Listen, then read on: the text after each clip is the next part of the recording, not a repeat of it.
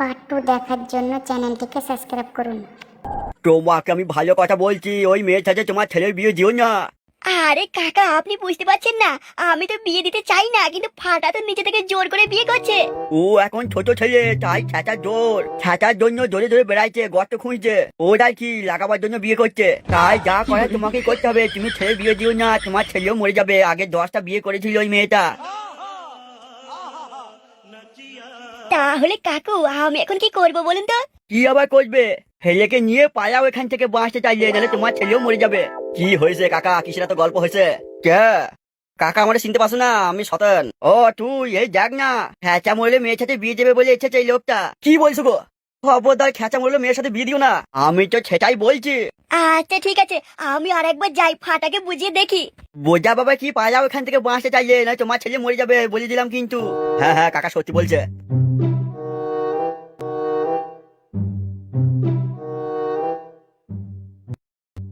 আমি কাল থেকে বোঝাইছি, শুনছে না। এরা মরবে, নির্ঘাত মরবে, দেখে নিও। যাই, আমার মালটাকে একবার দেখে আছি। আজ যদি আমার টোনার দাদুটা থাকতো না, কি মজাই না হতো। তা হয় হবে, বিয়েটা তো করি, তারপর দাদুকে খাবার দেবো। না বাবা, আমি আর দেরি করবো না, আমার সুন্দরী বউটাকে একবার দেখে আছি।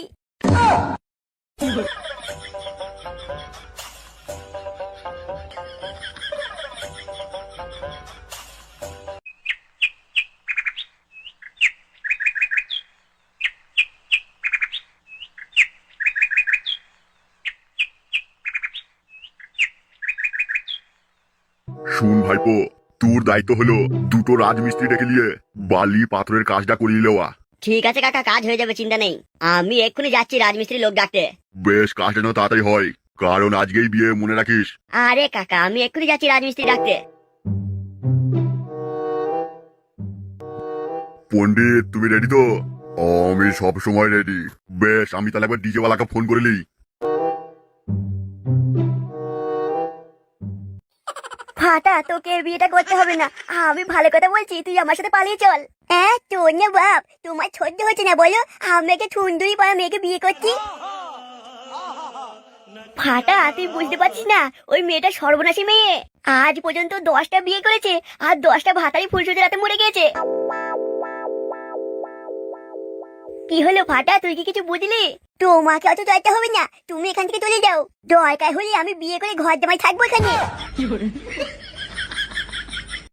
কিন্তু ফাটা, গোটা গ্রামের লোক বলছে ও 10টা বিয়ে করেছে, 10টা ভাতারি মরে গেছে, এটা কিন্তু মাথায় রাখিস। আমিও তো বিশ্বাস করি না, আমি সুন্দরী বড় মেয়ে দেখেছি, ওকে বিয়ে করবো। ওই ছাতাও না হেভি হবে, হেভি। তোর মনে হচ্ছে মাথাটা পুরো খারাপ হয়ে গেছে ফাটা। শোনো বাবা, তোমাকে তো জ্ঞান চলতে হবে না, তুমি এখান থেকে যাও। তুমি যে কেন এগুলো বারবার বলছো, আমি সব বুঝতে পারছি। তুই কি বুঝেছিস ফাটা? আমি সব বুঝতে পারছি। আমার মায়ের কোনো মা নেই, অর্থাৎ আমার শাশুড়ি নেই, সেই জন্য তোমার বিয়ে দেবার মন নেই। কারণ আমার শাশুড়ি থাকলে তুমি তলা থই করে ছাপাতে পারতে। আমার শাশুড়ি নেই, তুমি লাগাতেও পারবে না, সেই জন্য বিয়ে দেবে না বলছো। কি হলো বাবা, আমি ঠিক বলেছি তো? ফাটা, তোকে আমি আবারও সাবধান করছি, তুই এই বিয়েটা করিস না। তোকে কিন্তু কেউ জোর করেনি, তুই নিজের ইচ্ছাই করছিস। মরে গেলে তার দায়িত্ব কিন্তু কেউ নেবে না। তুমি জ্ঞানটা কম কি দাও, ঠিক আছে? ছড়ো ছড়ো, আমার সামনে থেকে ছড়ো। এখন আমার ফুলচর্যা বিয়ে, অনেক কাজ আমার, ছড়ো। ফাটা, তোর দাদুর উপরে যে বদলা নেওয়া হবে সেটা কি হলো? বিয়েটা আগে করি, তারপরে তোর না দাদুকে ছাড়বো না, তুমি ও নিয়ে ভেবো না।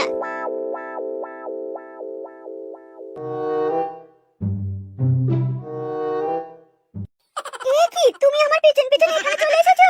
তোমাকে যখন থেকে দেখেছি, তোমাকে ছেড়ে থাকা আমার কাছে এক মুহূর্ত জল ছাড়া মাছের মতো অবস্থা হয়ে গেছে আমার।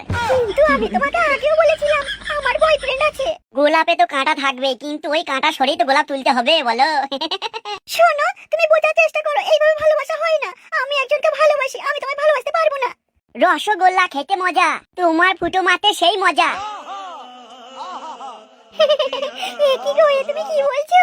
নাম আমার কটাস, তোমার ভেতরে যখন ভরবো তুমি তখন বলবো আর একটু জোরে দাও গো পটাশ পটাশ। কিন্তু আমার বয়ফ্রেন্ড যদি তোমায় দেখে না এখানে, তোমাকে মেরে ফেলবে। যদি তুমি হও রাজি, কি করবে ওই পাজি? তোমার বয়ফ্রেন্ডকে মারবো এখানে, ও পড়বে কোনো বৌদির ভয়ঙ্কর জঙ্গলে। তা কখন আসবে তোমার বয়ফ্রেন্ড? এই তো সময় হয়ে গিয়েছে, এবার আসবে। তোমরা কি রোজই এখানে দেখা করো? না রোজ নয়, ওই সপ্তাহে একবার করে আসি এখানে। তোমায় দেবো কুকুর কাটিং থাপ, তুমি বলবে বাপ রে বাপ। কি তুমি হেসো না, তুমি মুখটা বন্ধ করো। হেসো না, আমার ভয় করছে। তাইলে একবার ভাবো, আমার হাসি দেখে এত ভয় করছো, আমার সেটা দেখলে কি করবে? তোমার সেটা কি এত খুব ভয়ঙ্কর নাকি? তোমায় দেবো কুকুর কাটিং থাপ, তুমি বলবে বাপ রে বাপ।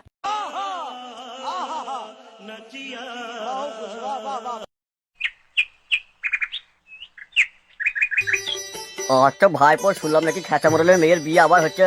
হ্যাঁ কাকা, আবার বিয়ে হচ্ছে। কিন্তু কোন ছেলে করছে জেনে শুনে? যে বিয়ে করবে সেই তো ফুলসজ্জার রাতে ঠাপিয়ে মরে যাবে। কাকা আস্তে কথা বলো, ওর ছেলের সাথে বিয়ে হচ্ছে।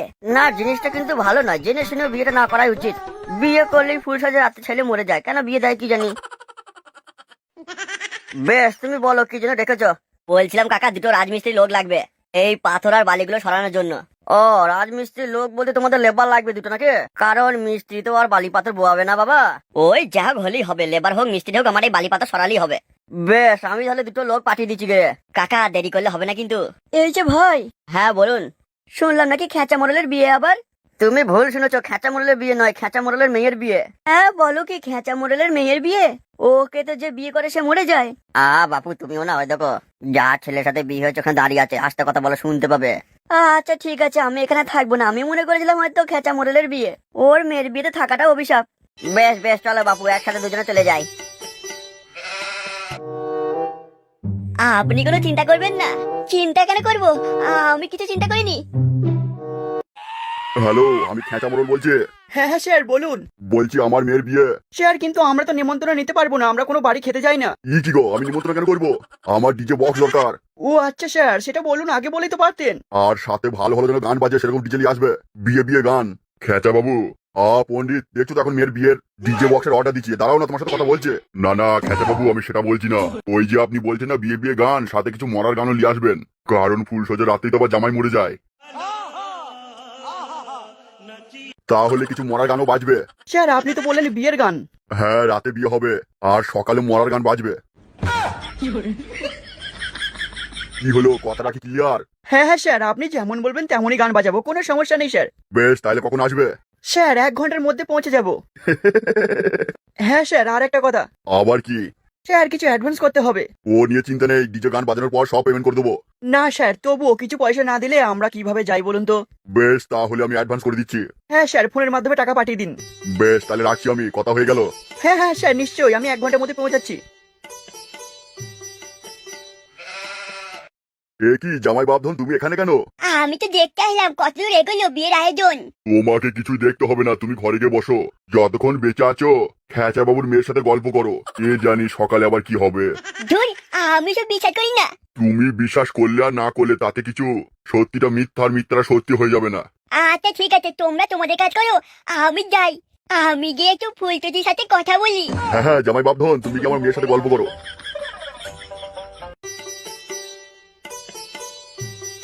এই যে পণ্ডিত, তুমি তোমার কাজ ঠিকঠাক ভাবে বিয়েটা করিও। খেঁচা বাবু, আমি তো আমার সবসময় কাজ ঠিকঠাক ভাবেই করি, সবই তো আপনার ভাগ্য। আচ্ছা পণ্ডিত, এবার কি আমার মেয়ের ভাতাটা মরে যাবে বলে মনে হয়? সবই আপনার আর আপনার মেয়ের ভাগ্য, আমি কিছুই বলতে পারবো না।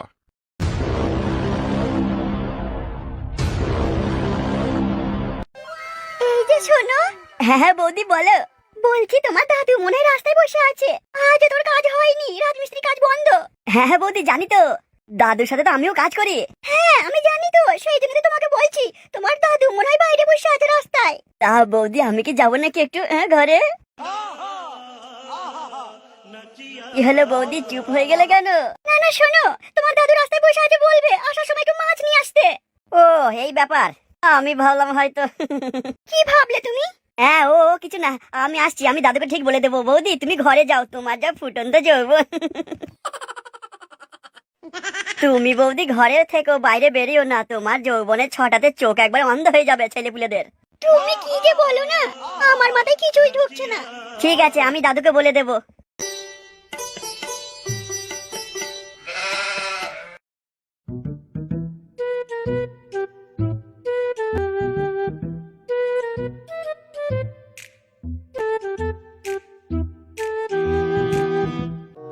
দাদু আমি যখন তোমার বাড়ির সামনে দিয়ে আসছিলাম বৌদি বললো বাড়ি যাওয়ার সময় একটু মাছ নিয়ে নিয়ে যেতে বলেছে।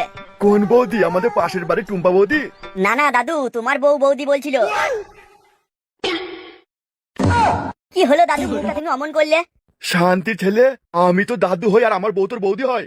আরে দাদু তুমি মিস্ত্রি আমি হেল্পার, এটুকু ভালোবাসা আমাদের মধ্যে নেই বলো? তুমি যে সাইডে কাজে যাও তোমাকে ছাড়া আমি কাজে যাই না, তুমি এরকম করে রাগ করতে পারছো আমার উপরে? দাদু তুমি যদি এখনো মুখটা অমন করে থাকো তাহলে সত্যি কথা বলছি আমি বাড়ি চলে যাবো। আরে খগুদা তোমরা এখানে বসে আছো কেন? আমি তোমার বাড়ি গেছিলাম। এই তো সকালে বললে কাজ নাই। আরে খগুদা খেঁচা মুড়লে বাড়িতে দুটো লেবার লাগবে। ও মদন কাকা মেরে গাড় ভেঙে দেবো, লেবার বলবে না।